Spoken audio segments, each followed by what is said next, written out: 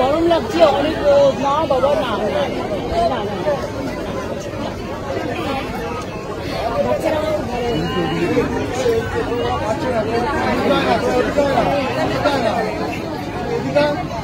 গরমে কাঁদছে না।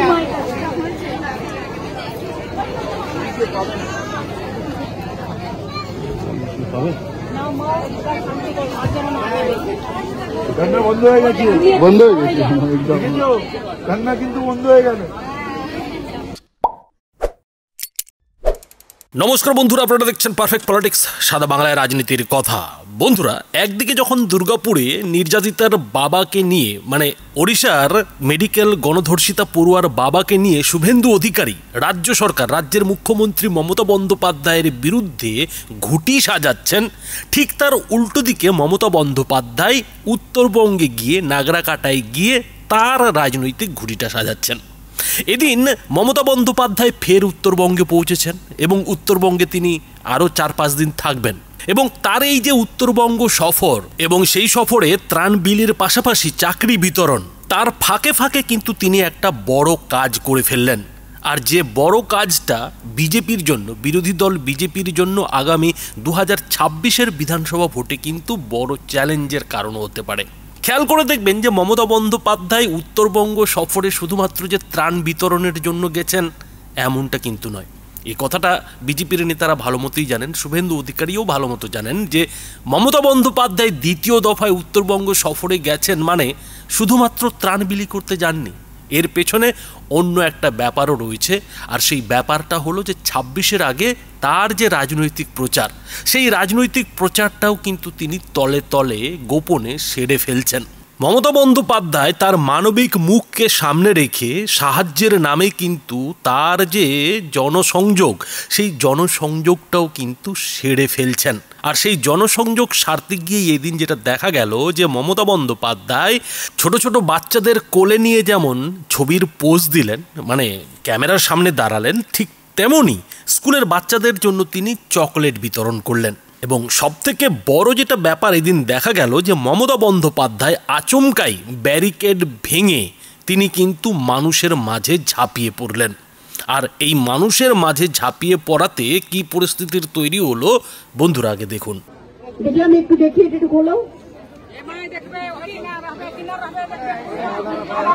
আমাকে যেতে দিন, আমাকে দেখতে দিন, পায়ে হাত দিয়ে প্রণাম করার কারোর দরকার নেই, আমি একটু দেখে নিই। তোমরা ওই দিক থেকে চলে যাও, ওই দিক থেকে চলে যাও, তোমরা ওই দিক থেকে চলে যাও। আচ্ছা, এখানে এই দিক থেকে নিয়ে আসতে আছে।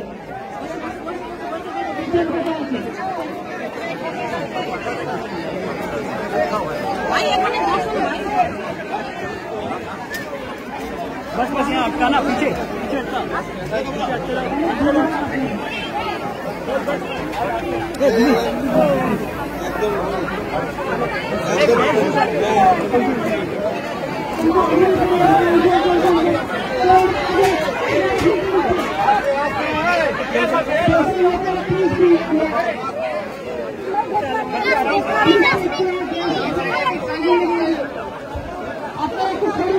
দেখা করতে দিন। আপনারা যদি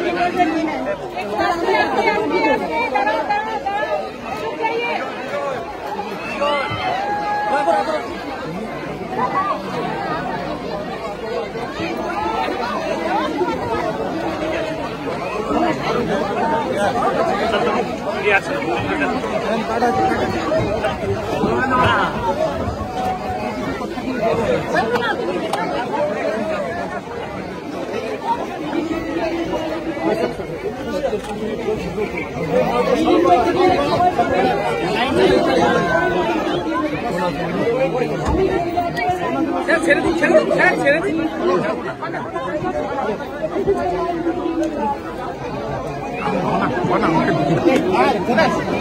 ম্যাডাম ম্যাডাম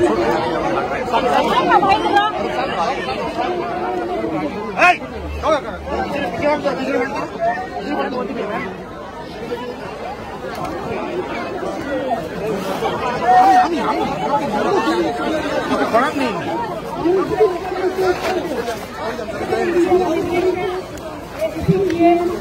এবং আমাদের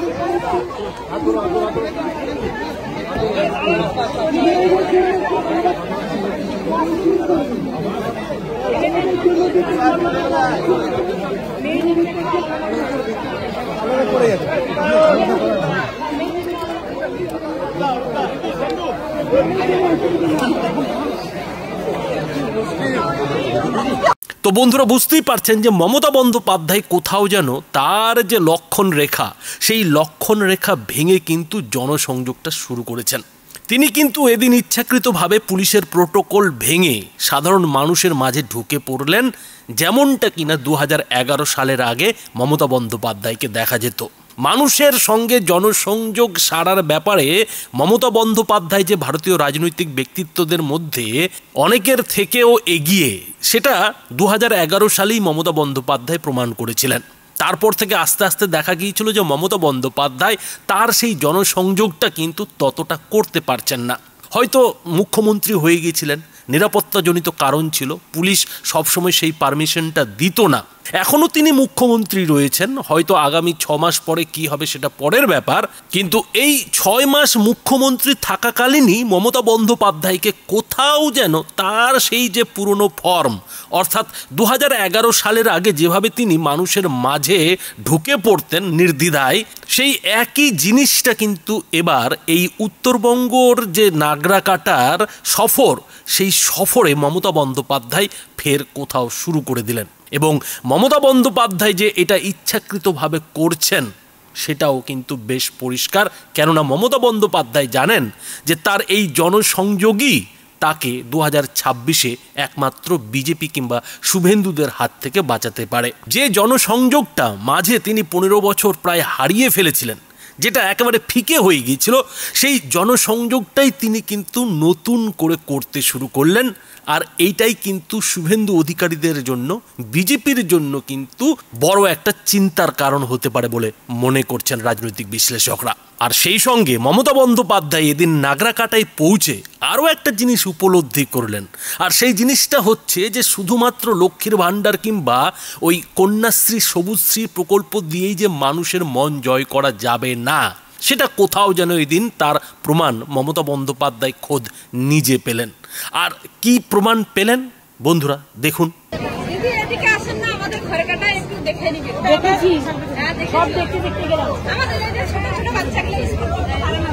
স্কুল করতে পারবে মানে 5 বছরের বাচ্চাগুলো না স্কুল করতে পারে না, কেন করতে পারে না? কেন আর স্কুল আছে 11 কিলোমিটার।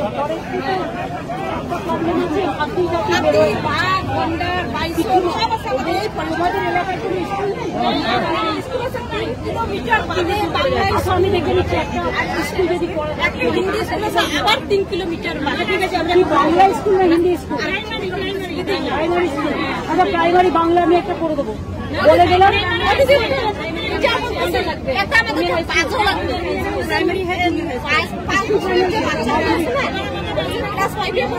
ওগুলো করে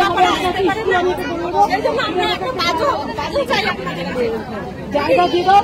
এখানকার নামটা কি বলুন? স্কুলটা কোন জায়গাটা হতে পারে? একটা স্কুল আছে প্রাইমারি ফরেস্টের বাইরে, ফরেস্টের ভেতরে না বাইরে আছে? আমাদের গ্রামে আছে, ফরেস্টের বাইরে আছে। স্কুলটার নাম কি?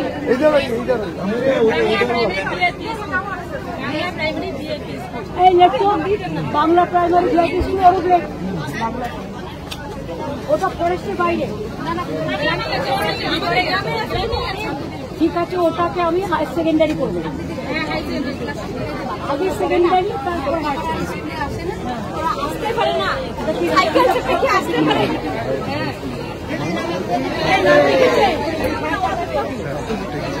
বন্ধুরা বুঝতেই পারছেন যে নাগরাকাটা কিংবা উত্তরবঙ্গের এই যে বিপর্যয়, সেই বিপর্যয়ের যে ত্রাণ শিবির, সেই ত্রাণ শিবির থেকেও এক মহিলা কিন্তু স্কুলের জন্য আওয়াজ তুললেন। সেই মহিলা কিন্তু মুখ্যমন্ত্রী মমতা বন্দ্যোপাধ্যায়ের কাছে অন্য কিছু না চেয়ে তার বাচ্চাদের জন্য একটা স্কুলের দাবি করলেন, একটা স্কুল তৈরির জন্য কিন্তু আর্জি জানালেন।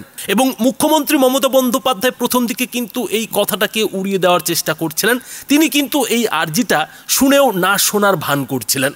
কিন্তু কোথাও যেন মমতা বন্দ্যোপাধ্যায় বুঝতে পারলেন যে যতই তিনি লক্ষ্মীর ভাণ্ডার দিন, যতই তিনি কন্যাশ্রী, সবুজশ্রীর নামে নানান প্রকল্পের ব্যবস্থা করুন, একজন মায়ের কাছে তার শিশুর শিক্ষা একটা যে বড় জিনিস, সেটা কোথাও যেন আস্তে আস্তে এই বাংলার মানুষ, বাংলার মায়েরা কিন্তু বুঝতে পারছেন। আর বুঝতে পারছেন বলেই কিন্তু এদিন নির্দ্বিধায় ওই ত্রাণ শিবিরে থাকা মহিলা সব চাওয়া পাওয়া ছেড়ে কিন্তু তার বাচ্চার জন্য স্কুলের কথাটা বলে ফেললেন। আর সেই যে আর্জি, সেই আর্জিটা কিন্তু মুখ্যমন্ত্রী মমতা বন্দ্যোপাধ্যায় গ্রহণও করে ফেললেন। গ্রহণ করে কিন্তু বলেও দিলেন যে হ্যাঁ, তিনি সেইখানে স্কুলের ব্যবস্থা করবেন, স্কুলকে হায়ার সেকেন্ডারি করার ব্যবস্থা করবেন।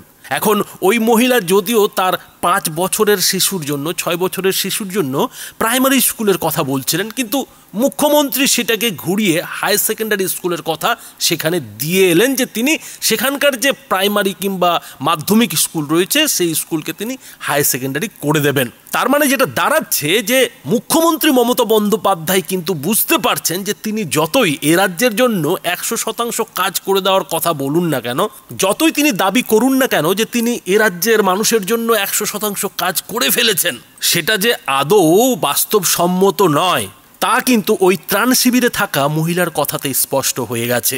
ওই মহিলা কিন্তু রাজ্যের মুখ্যমন্ত্রী তথা তৃণমূল নেত্রী মমতা বন্দ্যোপাধ্যায়কে যেন এটা বুঝিয়ে দিয়েছেন যে যতই বাংলার মায়েদের জন্য, মেয়েদের জন্য লক্ষ্মীর ভাণ্ডারের ব্যবস্থা হোক না কেন, বাচ্চাদের জন্য পড়াশোনার পরিবেশটা কিন্তু সবার আগে প্রয়োজন রয়েছে। তো বন্ধুরা, ওই মহিলার এই যে ত্রাণ শিবিরে থেকেও এ ধরনের দাবি, মুখ্যমন্ত্রীর কাছে আর্জি, এ নিয়ে আপনারা কি বলবেন? আপনাদের মতামত অবশ্যই এই ভিডিওটির নিচে কমেন্ট বক্সে লিখে জানাবেন। ধন্যবাদ।